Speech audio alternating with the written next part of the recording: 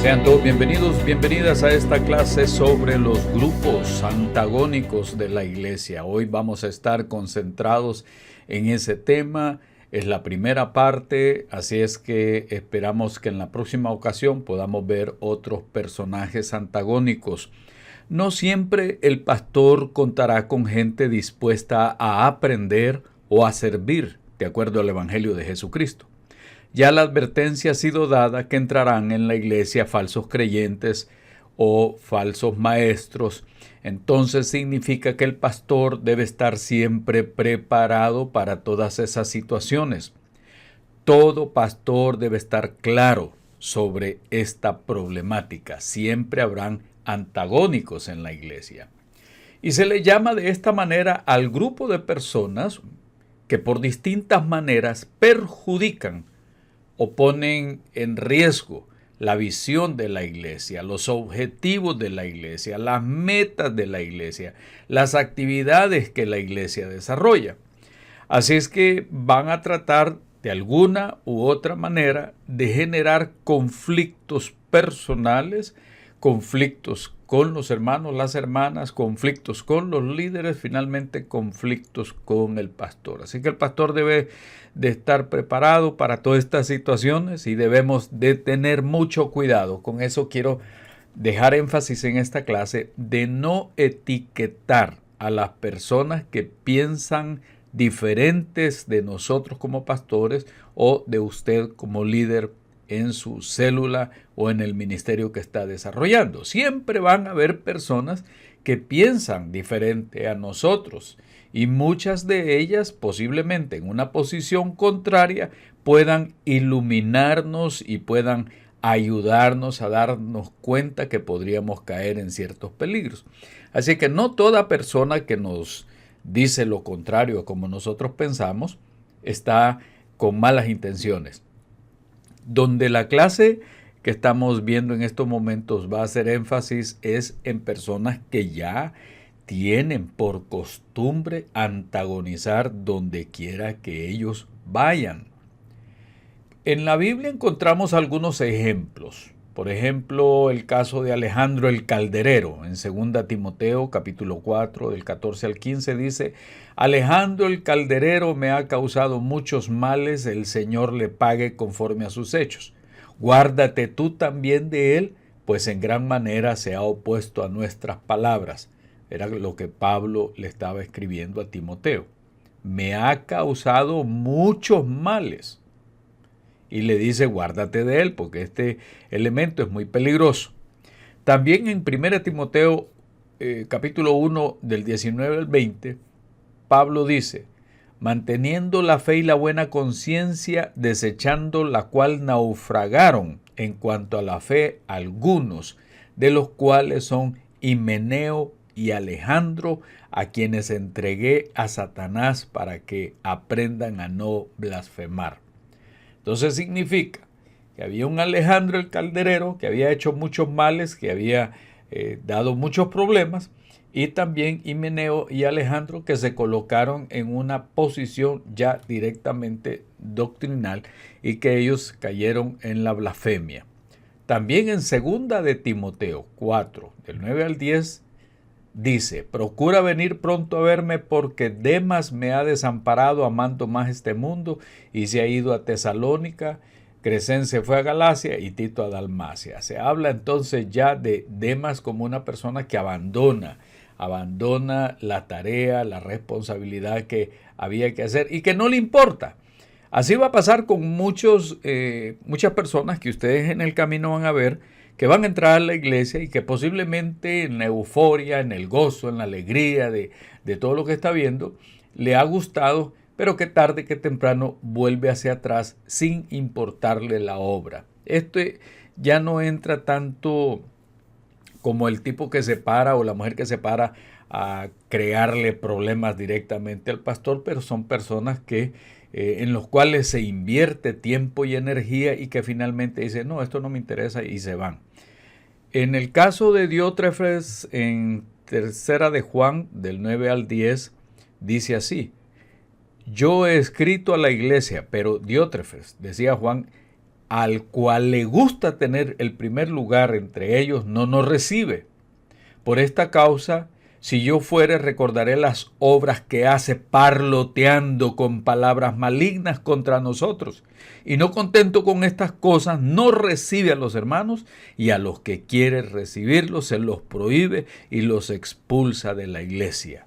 Y tenemos el caso, ya Juan está mencionando de este individuo de Diótrefes que se colocó ahí a llevar la contraria, con un espíritu antagónico, con una posición contraria a lo que Juan quería hacer, y manipulaba a los otros para que no les apoyaran.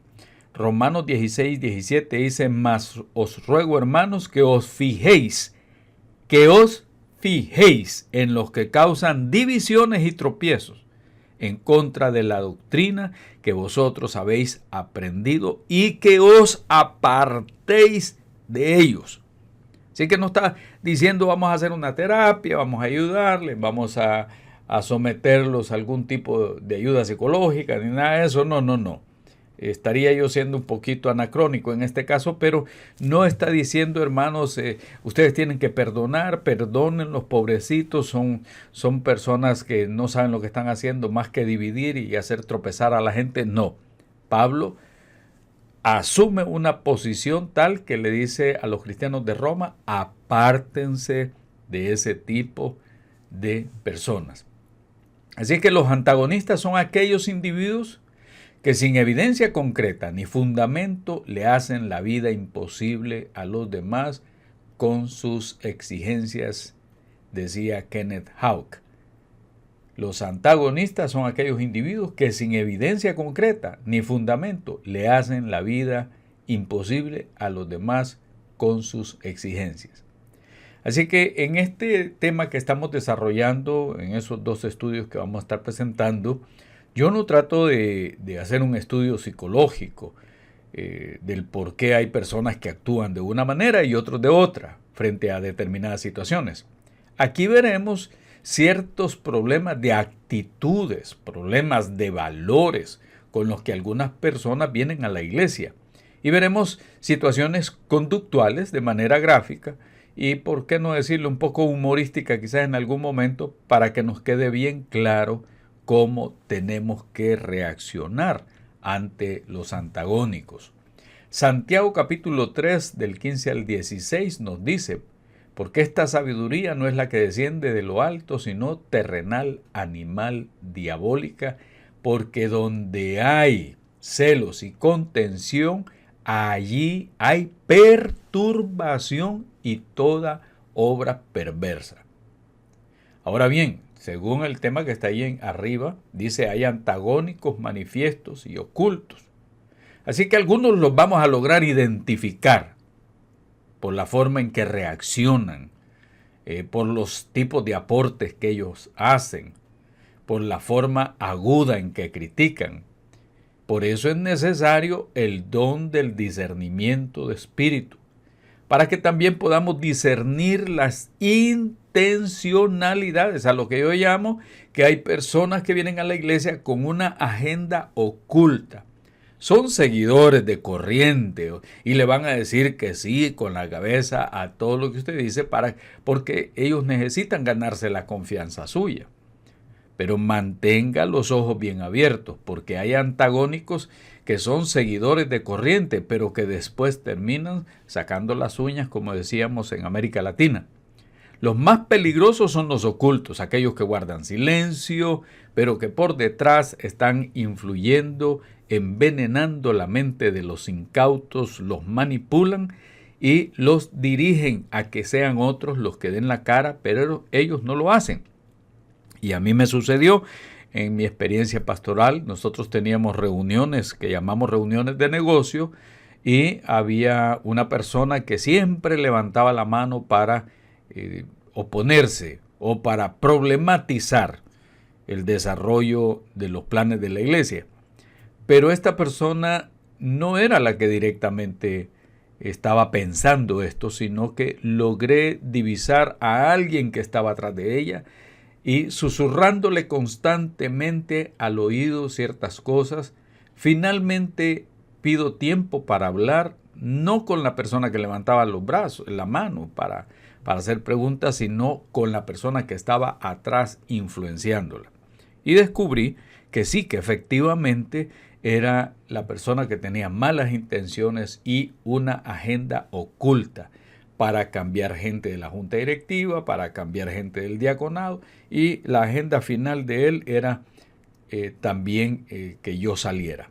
Entonces es parte de mi cosecha el haber descubierto antagónicos manifiestos y ocultos. Por eso estoy compartiendo esto con ustedes, para que tengan cuidado, incluso con los arrogantes que entran a la iglesia.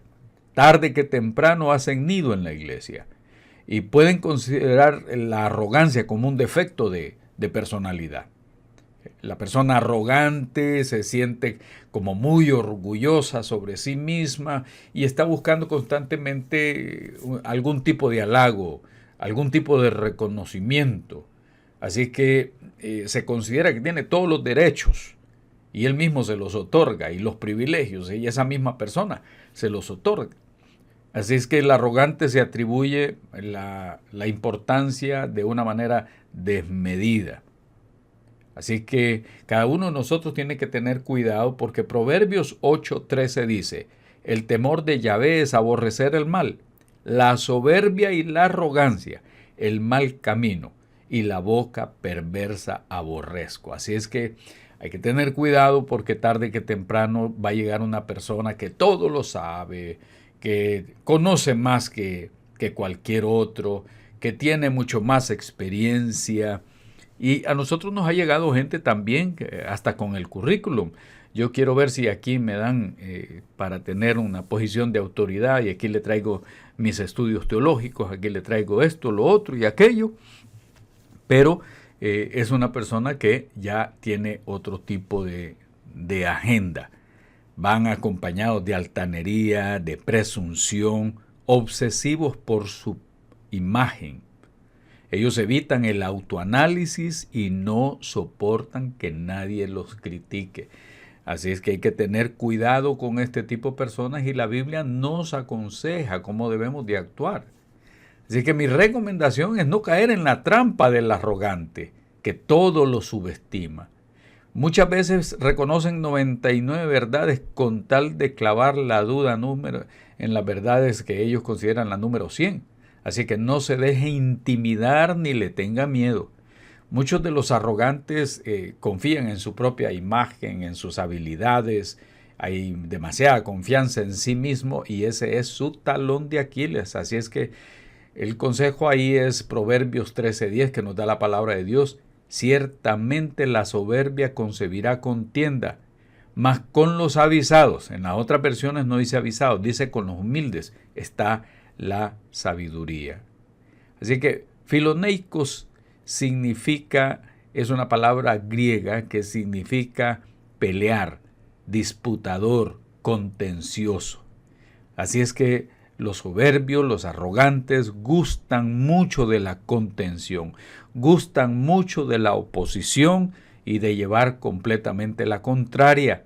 Así es que yo le sugeriría no caer en las trampas que ellos van poniendo en el camino, ni tampoco se deje intimidar, ni se deje impresionar.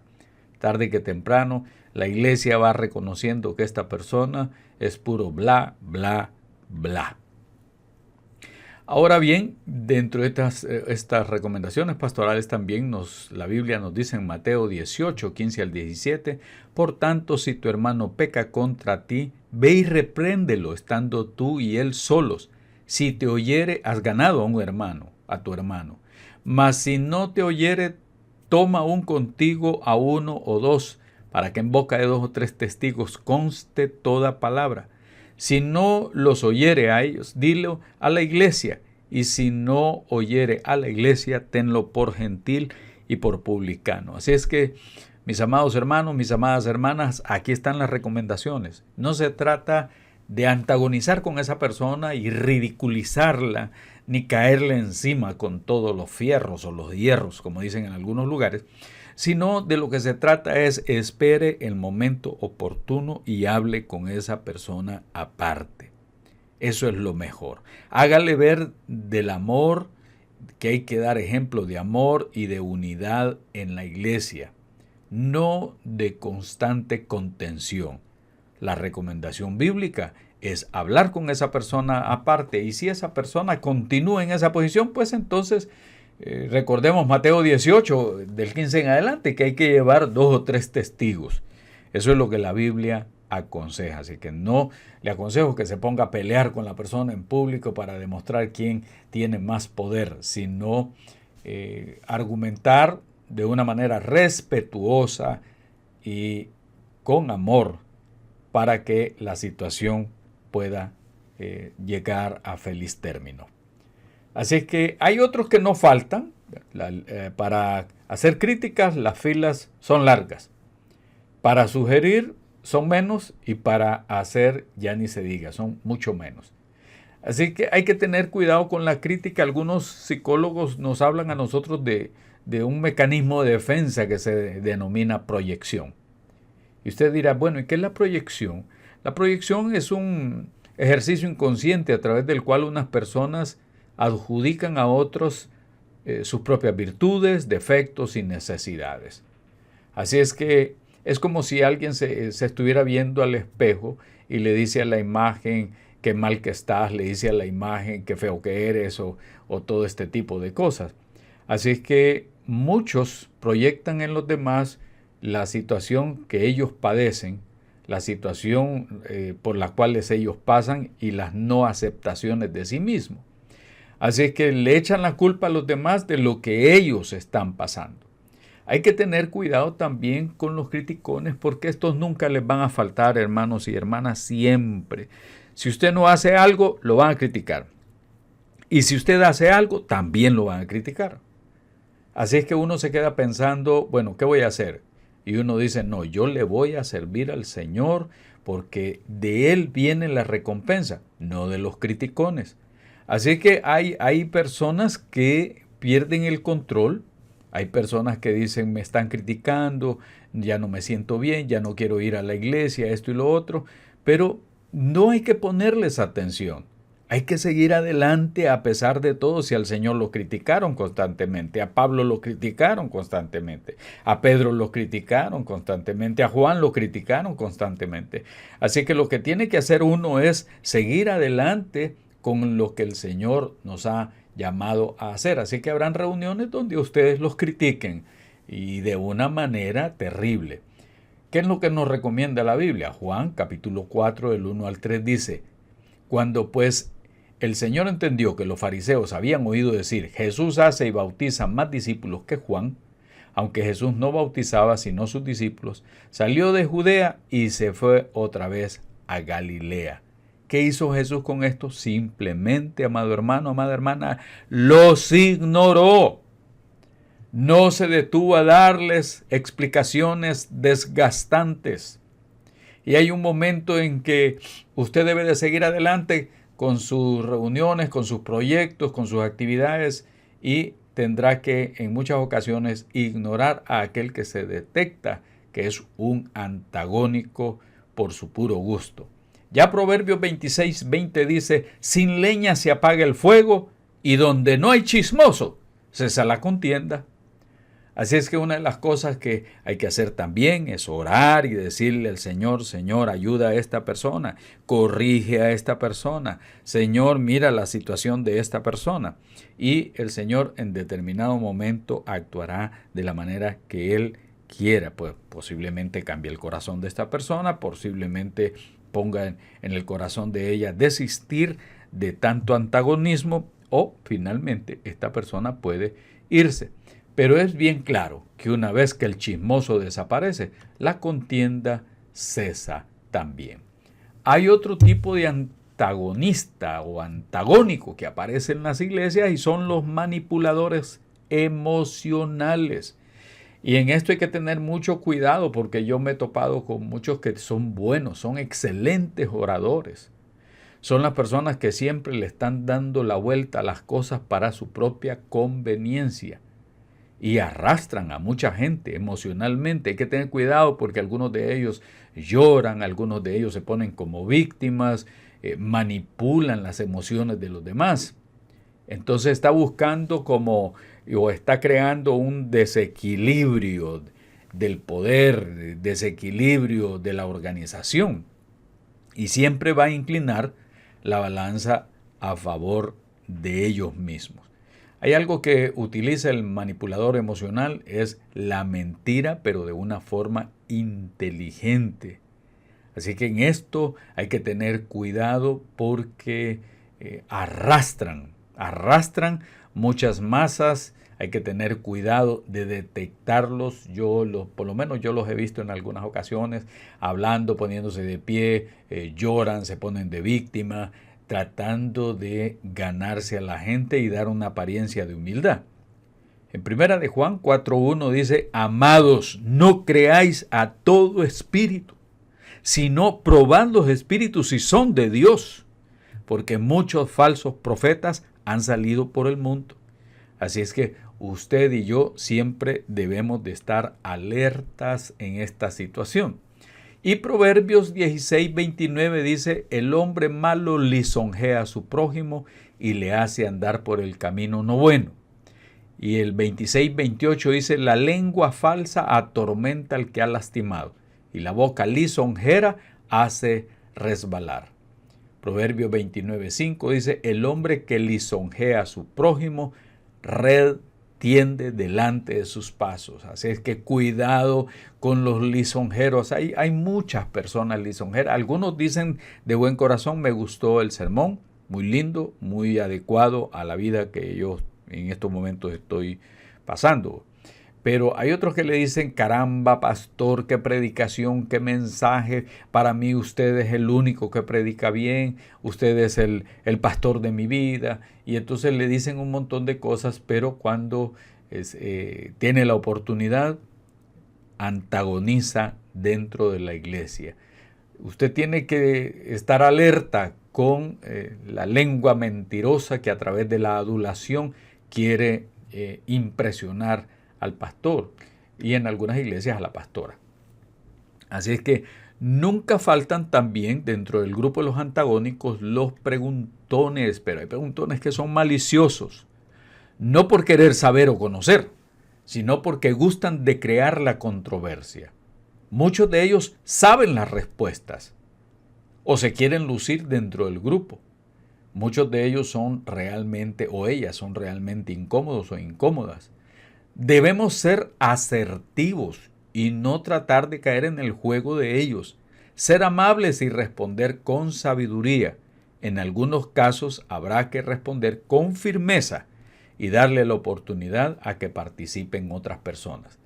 En la experiencia también mía, lo que he encontrado en el camino son personas que levantan la mano: quiero hacer una pregunta, pero no hacen la pregunta, no la formulan para querer saber, sino para tener la oportunidad de antagonizar, de ridiculizar, de hacer sentir menos a los demás o de querer aparecer como el que tiene todas las respuestas.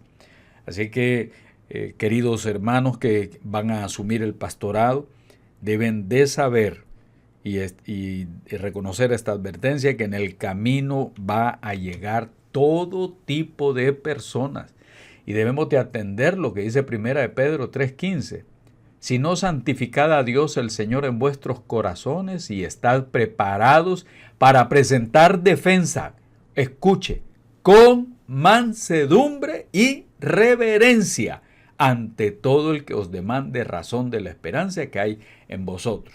Debemos ser asertivos, lo he dicho, con una actitud que refleje sabiduría.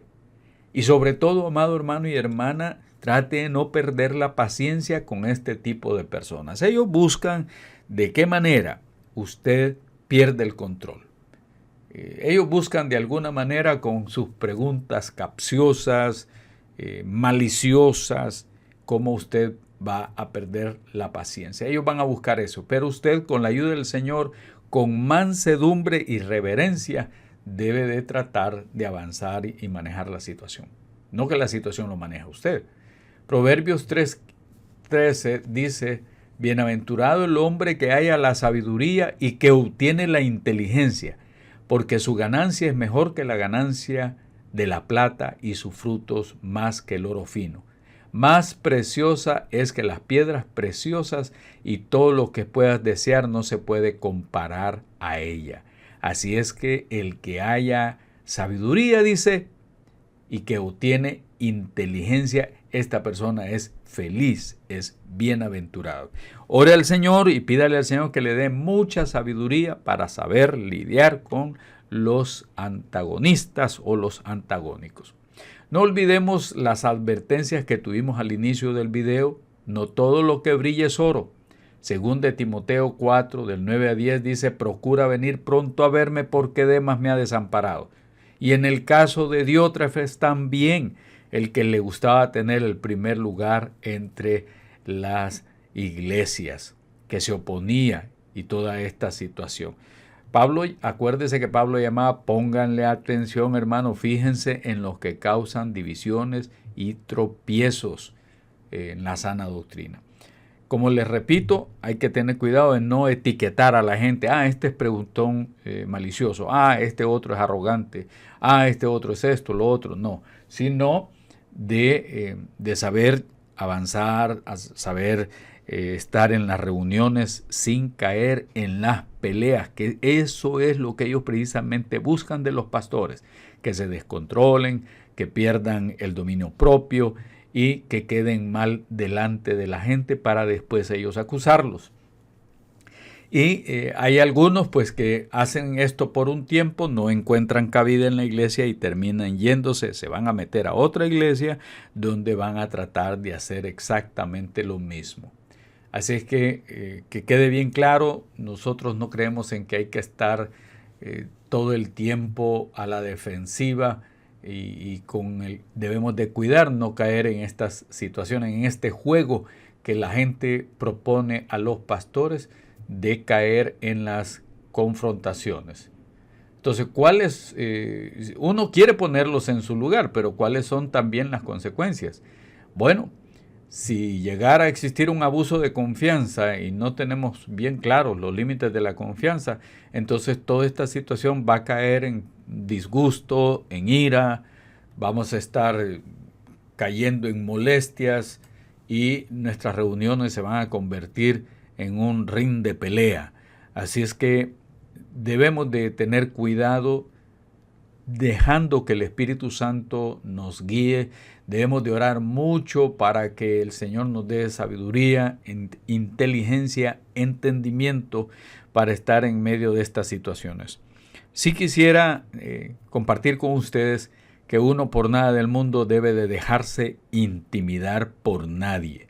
No le tenga temor. Hay gente que gusta de alzar la voz, gusta de gritar, otros les gusta ponerse de pie y asumen una actitud amenazante. Usted tiene que tener esto en cuenta: puesto los ojos en Jesús, el autor y consumador de la fe. No aparte su mirada del Señor, confíe en Él, que el Señor va dándonos poco a poco la victoria ante todas estas situaciones. Procure no caer en el juego de las confrontaciones constantes, porque esto trae división en la iglesia. Lo mejor es lo que dice la palabra de Dios: habla con esta persona aparte, después lleva 2 testigos, pero frente a toda la iglesia, este tipo de actividades de parte de los antagónicos trae heridas. Recuerde usted que el diálogo es de vital importancia.